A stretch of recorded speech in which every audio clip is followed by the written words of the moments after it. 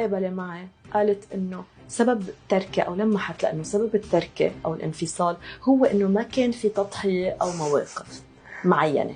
أضحي بأهلي عشان يكون في تضحية؟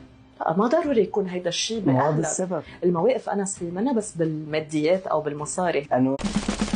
أنواع التضحية اللي موجودة بالحياة عملتها وكل الناس بتشهد على هذا الحكي.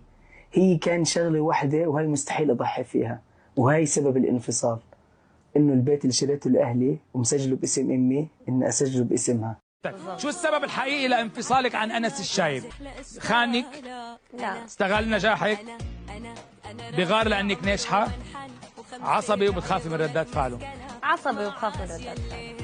اوف، مد ايده عليك شي مرة؟ لا بلا لا بلا حتى انا عصبيه كثير يعني. مدي ايدك عليه؟ لا يعني هو بيلعب بوكس؟ إيه ممكن. بس مو علي. جاي شيل تاتو جايز. انا كمان هاخذكم معي طبعا يا جماعه. انا ما عندي غير كم تاتو، 1 2 اسمي بيسان، وواحد ثاني تبع كوين 2 والطيور اللي هون 3. تمام. واللي على ظهري 4. عندي 4 تاتو.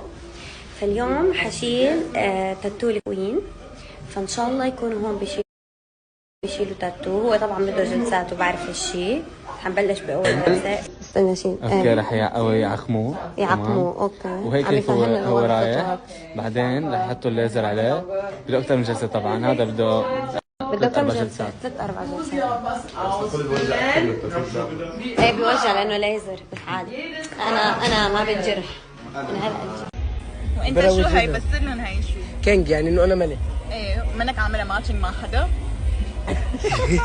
لا. بس تعرف شغله ما حكيت لك انه هاي انا اصلا حشيلها، رح اعمل اشي تاني. فرجوني اياه. اوكي طبعا حبايبي، هاي تاتو انا يعني ندمان اني عملته، حشيله قريبا يعني. والله يخرب بيتك.